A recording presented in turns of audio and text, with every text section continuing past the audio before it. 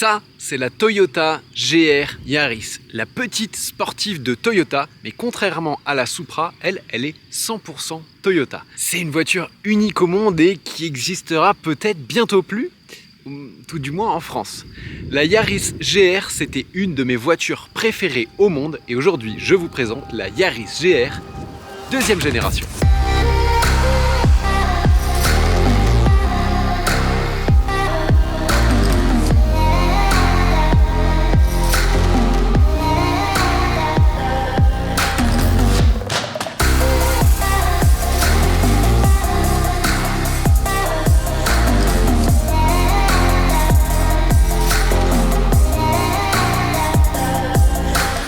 Salut à tous, bienvenue sur World Supercars. Si t'es nouveau, n'hésite pas à t'abonner. Tu peux aussi me suivre sur Insta, sur TikTok et mets un pouce bleu pour cette dinguerie qui est la Yaris GR deuxième génération. La Yaris GR, c'est vraiment une voiture qui est née des rallyes. Sortie en 2020, la première génération, il s'en est écoulé un peu plus de 40 000 exemplaires à travers le monde, dont plus de la moitié en Europe. Toyota est quand même triple champion du monde des rallyes avec cette voiture et je suis aujourd'hui ici dans les Alpes en Chartreuse pour vous présenter cette toute nouvelle Yaris GR. Juste un peu de contexte, la précédente c'était une de mes voitures préférées, un petit kart surpuissant. On va voir ce que celle-ci donne. Je vais vous présenter toutes les nouveautés, toutes les évolutions, tous les détails. On pourrait croire comme ça que c'est juste un restylage, mais non, c'est vraiment une nouvelle génération, il y a eu beaucoup d'évolutions techniques. Je t'explique tout. Toyota, ils ont développé cette nouvelle GR Yaris sur le principe suivant: développer, courir, casser et réparer. En fait, la voiture, elle a été poussée dans ses derniers retranchements et même au-delà, en fait, jusqu'au point de rupture de ses composants, jusqu'à la casse. Et en fait, là où ça a cassé, c'est que ça pouvait être amélioré. Par exemple, à un moment de test, Sébastien Ogier était dans la voiture, il a fait un jump avec la voiture qui n'était pas prévu. En retombant, la suspension, elle s'est pétée. Et du coup, ils ont derrière renforcé la suspension. C'est comme ça qu'ils ont un petit peu développé cette seconde génération et il y a eu beaucoup d'évolutions. Et donc tous les points où c'était fragile, ça a été amélioré. Esthétiquement, la face avant, elle est remaniée vraiment pour améliorer le refroidissement. Pas seulement du moteur, mais aussi des pièces mécaniques qui pouvaient chauffer beaucoup. Et comme sur la précédente, les seuls points communs avec une petite Yaris normale, c'est les phares, l'antenne un petit peu requin et les rétroviseurs. À l'avant, on a une nouvelle grille en acier ici. Ça maintenant désormais c'est en métal parce que ça cassait un petit peu facilement. Ce que j'adore, c'est l'énorme radiateur derrière avec imprimé GR4 juste dessus. Et donc la petite grille est en métal, plus solide. Grille latérale plus grande et bouclier inférieur en deux parties. Donc ça rend sa réparation un petit peu plus facile et moins coûteuse. On a les petites prises d'air ici pour que l'air s'échappe et passe sur le côté de la voiture. Le profil, il change pas trop. Ça reste toujours la petite bombinette, hein. Même dimension qu'avant. 4 mètres de long, 1,80 m de large. 1280 kg à vide, ça va pas changer. On a des jantes alliage de 18 pouces. En option, on peut avoir des BBS 18 pouces. Et elles sont chaussées en Michelin PS 4S. Ça, c'est top. Le freinage change pas non plus. À l'avant, on a des disques ventilés de 356 mm et des étriers à 4 pistons. Et à l'arrière, des disques de 297 mm et des étriers à 2 pistons. On a des plaquettes à haute friction pour un freinage sportif. Le dessin de l'arrière évolue un petit peu. On a une ouverture dans le bord inférieur du bouclier. Ils ont quand même pas osé appeler ça un diffuseur, mais c'est ce qu'on appellerait un petit diffuseur. Ça rend l'arrière un petit peu plus bas, je trouve, visuellement, que la génération précédente. C'est sympa.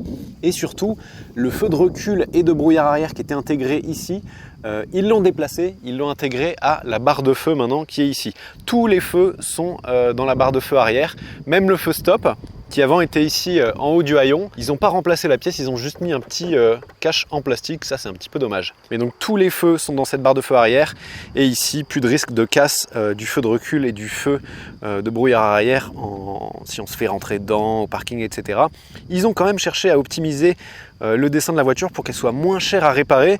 Je pense que Toyota a compris que les gens qui avaient cette voiture, ils s'amusaient beaucoup avec. La petite prise d'air, c'est pas juste pour le look, ça permet aussi de mieux laisser l'air qui est sous la voiture s'échapper et donc de mieux refroidir l'échappement. Aussi, la nouveauté la plus évidente, c'est la couleur. En plus du rouge, du noir, du blanc et du blanc nacré, on a une nouvelle couleur, ce gris platine métallisé qui est assez joli. Vraiment, ce que j'adore, moi, c'est toujours ces ailes arrière extrêmement larges, exagérément larges. Vraiment, c'est Ça fait vraiment penser à la voiture de rallye et c'est ça l'inspiration de cette voiture.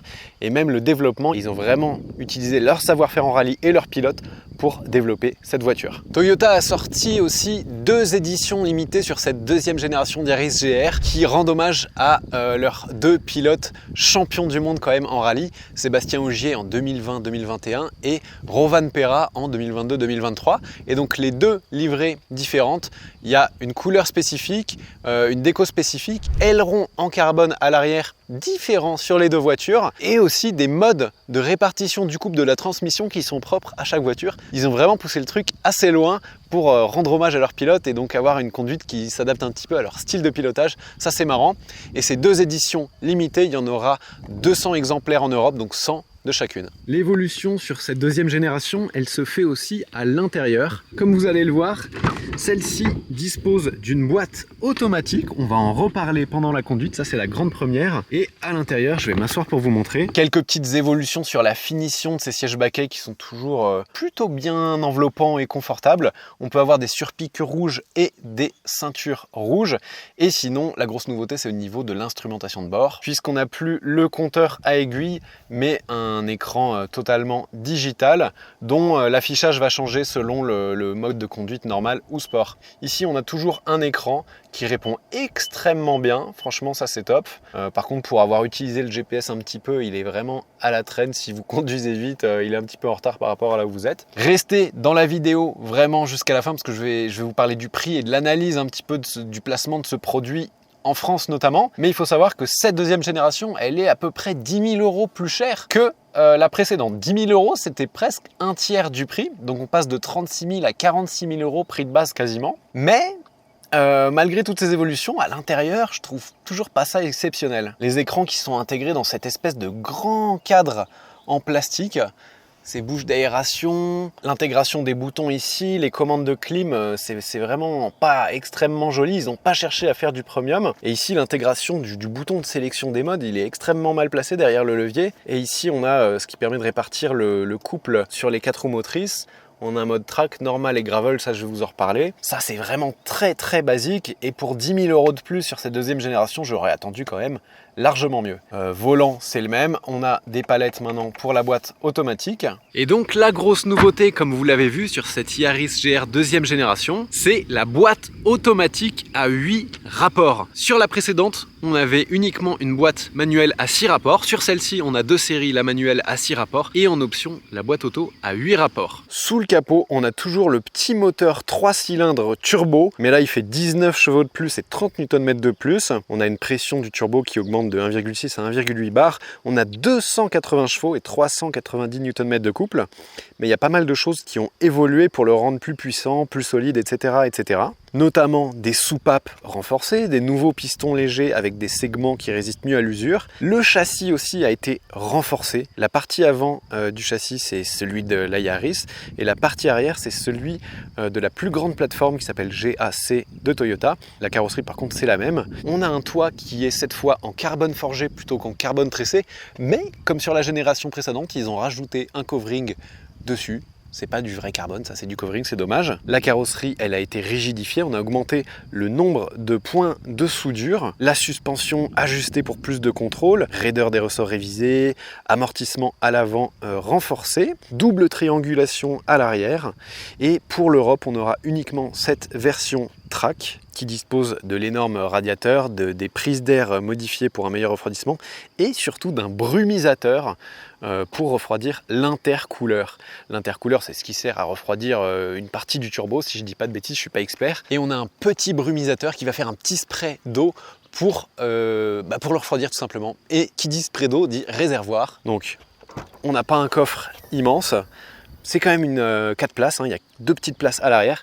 Et en dessous ici, on a le petit réservoir d'eau, le petit bidon, 3,7 litres qui permet de refroidir l'intercooleur. Il y a un bouton à gauche du volant qui permet d'allumer ce spray d'eau. Je ne sais pas à quel moment tu décides d'appuyer dessus. On va voir peut-être sur circuit. Bon, il est temps de voir ce que cette Yaris GR deuxième génération a dans le ventre. On va tout de suite partir sur la route et on va commencer avec la manuelle.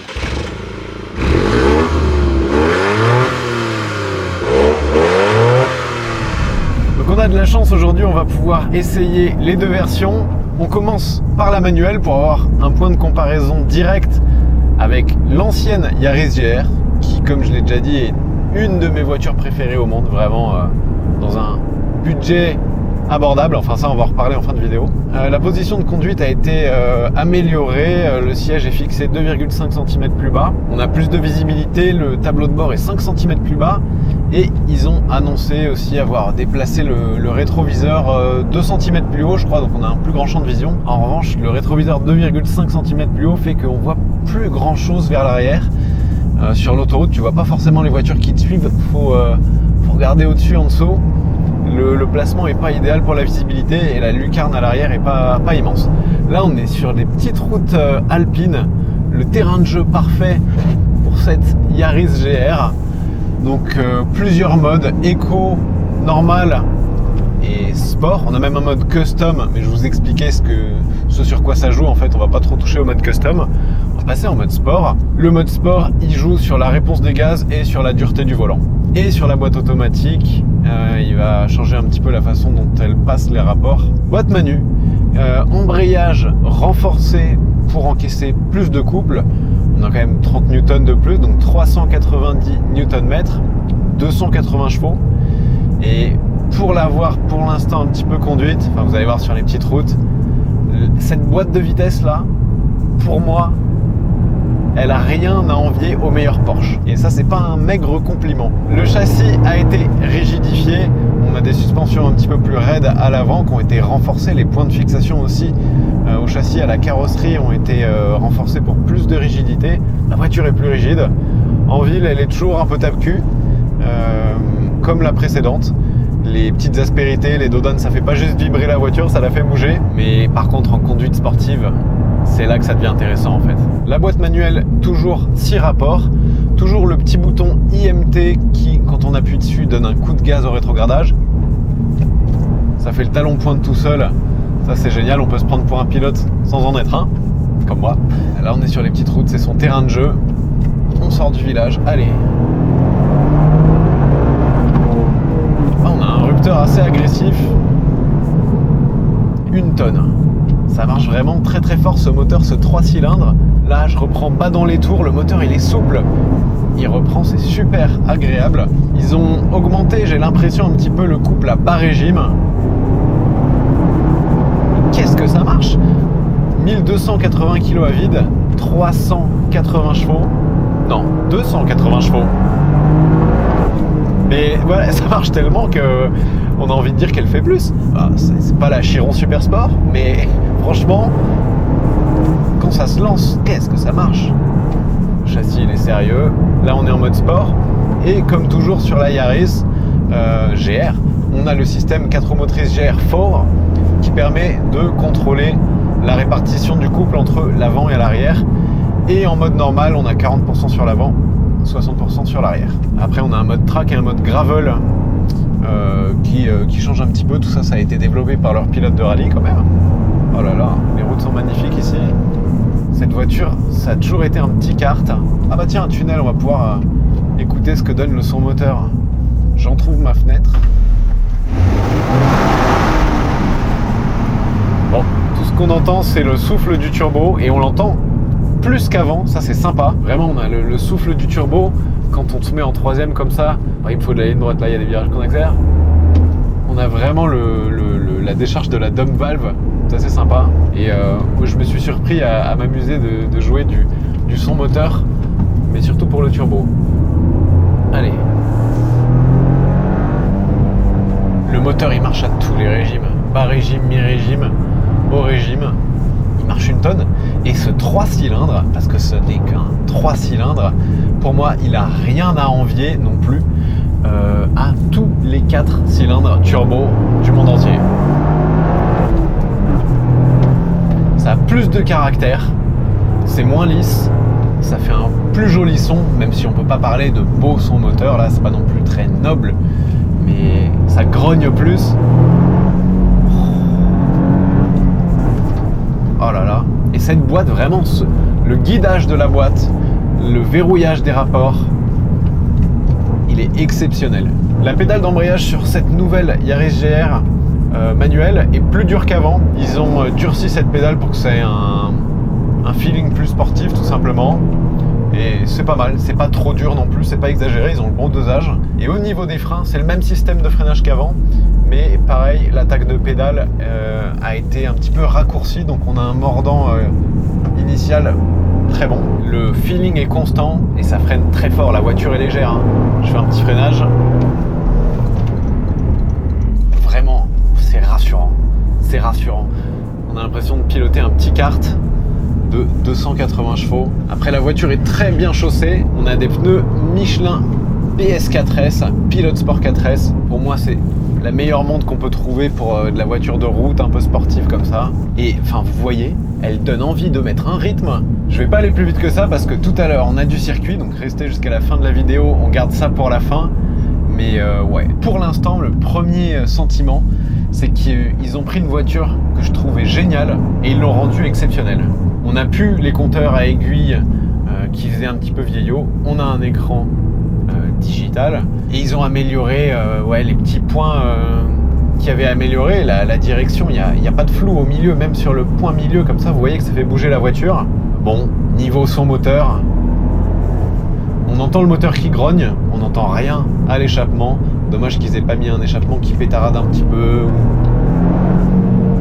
qui est un peu plus expressif. Peut-être qu'ils ont laissé un petit peu de marge à ceux qui voulaient tuner leur voiture aussi, je sais pas. Mais ouais, pour l'instant, sur ces petites routes, cette Yaris GR seconde génération, c'est exceptionnel. Les mouvements de caisse sont contrôlés, la voiture vire à plat, il n'y a pas de roulis. Le moteur est exceptionnel, la boîte est exceptionnelle. Voilà, j'adore. Maintenant, la grosse nouveauté, c'est quand même la boîte automatique à 8 rapports. Et on va la tester tout de suite. Bon, nous voici à bord de la Yaris GR avec la boîte automatique. Donc parlons 2 secondes de cette boîte automatique. La Manu, c'est une 6 rapports qui est très bien étagée. À aucun moment on se dit j'ai l'impression d'être toujours en 2e ou toujours en 3e. Non, on passe les rapports vraiment 2, 3, 4, 3, 2. C'est vraiment sympa. La boîte auto à 8 rapports, on pourrait se dire ils ont mis 8 rapports donc ils vont être plus courts, ça va accélérer plus fort. Mais non, les 6 premiers rapports, ils sont étagés pareil que sur la manuelle. Il y a juste 2 rapports en plus qui sont un overdrive qui permettent d'abaisser le régime quand on roule sur l'autoroute, etc. et de consommer moins. Maintenant, Toyota annonce avoir vraiment développé cette boîte auto pour qu'elle soit très rapide à la montée et à la descente des rapports. D'ailleurs, même la commande du levier ici, quand on le met en manuel à gauche, comme en course, on pousse pour rétrograder et on tire pour passer les rapports comme en rallye en fait. Bon, en rallye, je pense que le levier il est là, il est juste à côté du volant, il y a un petit frein à main et le levier de vitesse. Il y a une commande comme en course, un petit peu en compétition, ça c'est sympa. On va utiliser les palettes maintenant parce que la boîte auto elle permet de se concentrer un peu plus sur la direction et sur les trajectoires que d'avoir à gérer en plus ce levier de boîte manuelle. On va la mettre en mode sport, tac, la boîte est très rapide au rétrogradage. Et donc je vous ai dit une bêtise avec la manuelle, quand on est en mode normal de répartition du couple, c'est 60% à l'avant, 40% à l'arrière. Quand on met en track, c'est variable. Ça a changé par rapport à la génération précédente, c'est plus les mêmes répartitions. En track, on est entre 60% à l'avant, 40% à l'arrière et 70% à l'arrière, 30% à l'avant. Ça varie en fonction des conditions d'adhérence, ce qui va permettre, on le verra peut-être sur circuit juste après, de changer la répartition du couple entre l'entrée et la sortie d'un virage. Oh, ce moteur, c'est un petit 3 cylindres, mais il a la force d'un 5 cylindres turbo, c'est incroyable. Oh là là. Un tout petit peu de sous-virage quand on charge vraiment l'avant, mais une voiture qui est très saine, très contrôlable. On peut l'inscrire en virage avec un freinage dégressif. On sent vraiment bien la voiture, on fait corps avec la voiture. Les sièges aident. Ils sont bien enveloppants, ils sont pas inconfortables, on est bien dedans, ils compensent un petit peu la dureté de la suspension et le maintien latéral est très bon. La position de conduite est très bonne, meilleure que sur la génération précédente parce on peut s'asseoir en tout cas un petit peu plus bas. Et la nouveauté, c'est cette boîte, elle est très rapide et au rétrogradage. Au rétrogradage aussi, franchement. La boîte est top. C'est toujours un régal, même avec la boîte auto. Après, sur des petites routes comme ça, vraiment sur des petites routes comme ça, mon cœur balance pour la manuelle. Pourtant, je suis un très grand fan des voitures automatiques, j'aime beaucoup. Mais pour cette utilisation, la manuelle ajoute une bonne dose d'émotion. Ici, on se concentre sur la performance de la voiture, la trajectoire. Et la performance, Dieu sait qu'elle est bonne, hein, mais ça enlève un petit côté fun, un petit côté émotionnel. En parlant de performance, cette Yaris GR deuxième génération, elle fait le 0 à 100 en 5 secondes 2. C'est 3 dixièmes de mieux que la précédente, elle faisait 5 secondes 5. Donc ça accélère plus fort et c'est 5 secondes 2 que ce soit la manuelle ou la boîte auto. C'est assez étonnant parce que la boîte auto, elle a un launch control et elle passe les rapports plus vite, mais elle est plus lourde. Et comme la voiture est toute petite, bah ce surplus de poids, il se sent. Là, on va faire un petit départ arrêté d'ailleurs. Tiens, on va voir ce que ça donne. Pareil qu'il y a un launch control.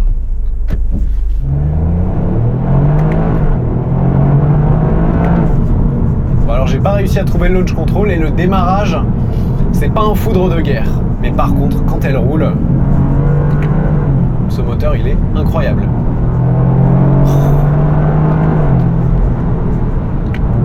Ce moteur il est incroyable, mais je m'amusais peut-être un tout petit peu plus avec la boîte manuelle. Le châssis est bon, il est encore mieux qu'avant avec ses suspensions qui ont été un petit peu raidies à l'avant, cette carrosserie rigidifiée. Il y avait des petits mouvements de parasites, un tout petit peu de roulis sur la génération précédente. Là, tout ça c'est gommé, c'est exceptionnel. On se rend tout de suite sur le circuit. Bon, pour terminer, on est sur le circuit du Laquais. Première fois pour moi sur ce circuit, mais j'ai déjà fait quelques tours à bord de la Yaris GR boîte manuelle avec un coach à côté, donc il m'a montré les freinages, etc. Exceptionnel, on dirait un mini pot Arnos, j'adore. Et pour terminer, j'utiliserai la manuelle, l'automatique. J'en perds mon latin, c'est parti.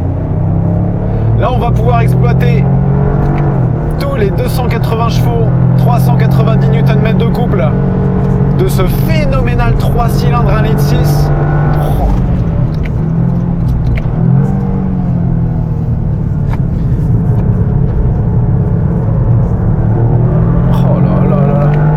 Il y a moins à travailler de la boîte de vitesse forcément vu qu'on garde les deux mains sur le volant.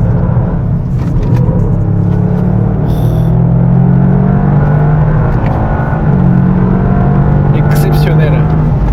Ah, c'est quand même beaucoup plus facile en palette au volant.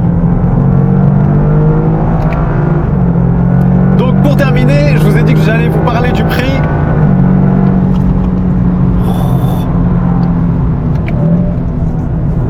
Prix de base 46 000 et des brouettes, donc c'est 10 000 de plus déjà que la précédente, auquel il faut rajouter le désormais déplafonné malus qui est de 60 000 € si on prend cette boîte automatique.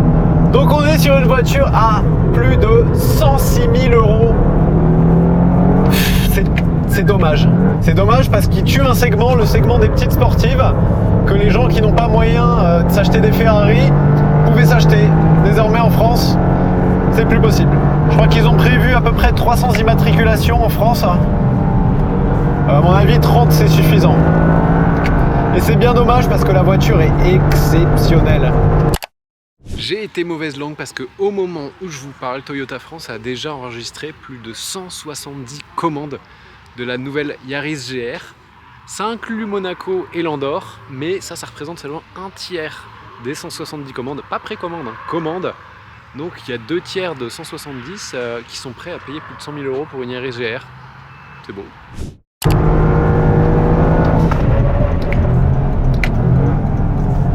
Oh là là. J'ai l'impression que la limite, là c'est pas le châssis, c'est les PS4S. Non pas parce que c'est pas des bons pneus, mais parce qu'ils sont pas si énormes. Je vous mets la dimension là parce qu'il faut que je me concentre, je la connais pas par cœur. Mais la voiture elle encaisse tellement. Oh là là. Bon, on rattrape les collègues là. C'est qui devant? C'est Canadisiac, c'est Direct Auto. Ce circuit est exceptionnel. Et souvent avec des petites sportives comme ça, on se dit bon, sur circuit ça va pas être ouf, mais elle est exceptionnelle cette GR Yaris. Elle est exceptionnelle. Ils ont rendu une voiture qui était très bonne, exceptionnelle.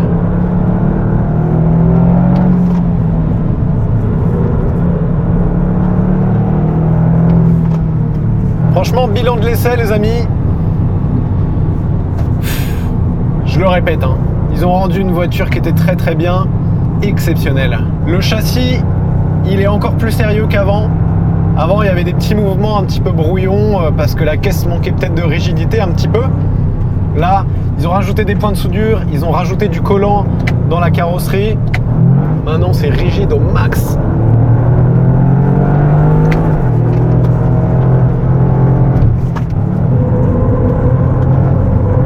Et la voiture, on sent qu'elle est joueuse. Là, en mode track, ça envoie jusqu'à 70% du couple à l'arrière. Non, franchement, on n'a pas envie de s'arrêter. C'est un bonheur. C'est un bonheur. Et malheureusement, si j'avais 106 000 € à mettre, je ne les mettrais pas là-dedans. Par contre, si j'avais 46 000 € et que je voulais une petite sportive exceptionnelle, ce serait sûrement celle-là. Je vous remercie d'avoir regardé cette vidéo. Merci pour votre fidélité. Mettez-moi un pouce bleu si vous kiffez la GR Yaris, deuxième génération du nom. Elle est encore meilleure que celle d'avant. Bravo Toyota. Merci de votre fidélité et je vous dis à très bientôt pour la prochaine vidéo. Ciao!